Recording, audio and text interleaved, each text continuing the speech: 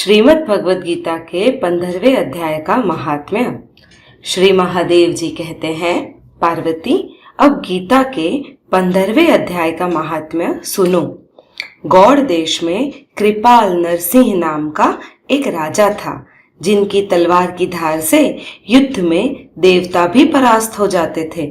उनका बुद्धिमान सेनापति शस्त्र और शास्त्र की कलाओं का भंडार था। उसका नाम था सरभ मेरुदंड। उसकी भुजाओं में प्रचंड बल था।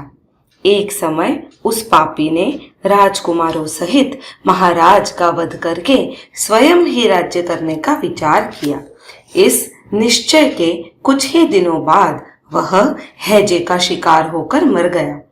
थोड़े समय में वह पापात्मा अपने पूर्व कर्म के कारण सिंधु देश में एक तेजस्वी घोड़ा हुआ।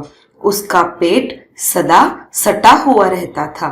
घोड़े के लक्षणों का ठीक ठीक ज्ञान रखने वाले किसी वैश्य ने पुत्र ने बहुत सा मूल्य देकर उस अश्व को खरीद लिया और यत्न के साथ उसे राजधानी तक वह ले आया। वैश्य कुमार वह अश्व राजा को देने को लाया था। यद्यपि राजा उस वैश्य कुमार से परिचित थे, तथापि द्वारपाल ने जाकर उसके आगमन की सूचना दी। राजा ने पूछा, किस लिए आए हो? तब उसने स्पष्ट शब्दों में उत्तर दिया, देव, सिंधु देश में एक उत्तम लक्षणों से संपन्न अश्व था, जिसे तीनों लोकों का एक रत्न समझकर मैंने बहुत सा मूल्य देकर खरीद लिया है। राजा ने आज्ञा दी, उस अश्व को यहाँ ले आओ। वास्तव में वह घोड़ा गुणों में उच्च श्रवा के समान था। सुंदर रूप का तो मानो घर ही था। वह शुभ लक्षणों का समुद्र जान पड़ता था। वैश्य घोड़ा ले आया और राजा ने उसे देखा। अश्व का लक्षण जानने वाले अमात्यों ने इसकी बड़ी प्रशंसा की।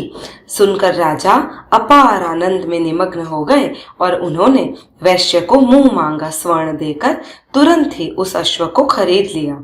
कुछ दिनों के बाद एक समय राजा शिकार खेलने के लिए उत्सुक हो उसी घोड़े पर चढ़कर वन में गए। वहां मृगों के पीछे उन्होंने अपना घोड़ा बढ़ाया। पीछे पीछे सब ओर से दौड़कर आते हुए समस्त सैनिकों का साथ भी छूट गया था। वे हिरणों द्वारा आकृष्ट होकर बहुत दूर निकल गए। प्यास ने उन्हें व्याकुल कर दिया। तब वे घोड़े से उतरकर जल की खोज करने लगे।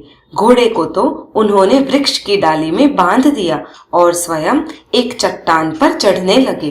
कुछ दूर जाने पर उन्होंने देखा कि एक पत्ते का टुकड़ा हवा से उड़कर शिलाखंड पर गिरा है। उसमें गीता के 15वें अध्याय का आधा श्लोक लिखा था।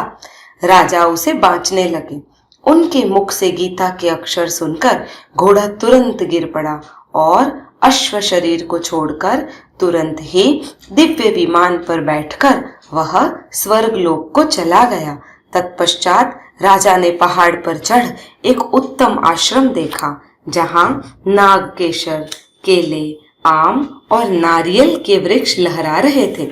आश्रम के भीतर एक ब्राह्मण बैठे थे, जो संसार की वासनाओं से मुक्त थे।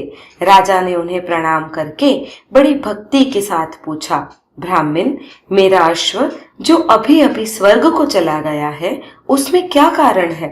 राजा की बात सुनकर त्रिकालदर्शी मंत्रवेता एवं महापुरुषों में श्रेष्ठ विष्णु शर्मा नाम के ब्राह्मण ने कहा, राजन, पूर्व काल में तुम्हारे यहाँ जो सरभ मेरुदंड नाम का सेनापति था, वह तुम्हें पुत्रों सहित मारकर स्वयं राज्य हड़प लेने को तैयार था। इसी बीच में हैजे का शिकार होकर वह मृत्यु को प्राप्त हो गया। उसके बाद वह उसी पाप से घोड़ा हुआ। यहाँ कहीं गीता के 15वें अध्याय का आधा श्लोक लिखा मिल गया था। उसे ही तुम बांचने लगे। उसी को तुम्हारे मुख से सुनकर वह अश्व स्वर्ग को प्राप्त हुआ है। तदंतर राजा के पार्श्ववर्ती सैनिक उन्हें ढूंढते हुए वहां आ पहुंचे। उन सबके साथ ब्राह्मण को प्रणाम करके राजा प्रसन्नता पूर्वक वहां से चले गए और गीता के 15वें अध्याय के श्लोकाक्षरों से अंकित उसी पत्र को बाँच बाँच कर प्रसन्न होने लगे। उनके नेत्र हर्ष से खिल उठे थे। घर आकर उन्होंने मंत्रवेता मंत्रियों के साथ अपने पुत्र सिंहबल को राज्य सिंहासन पर अभिषिक्त किया और स्वयं 15वें अध्याय के जप से विशुद्ध चित्त होकर मोक्ष प्राप्त कर लिया।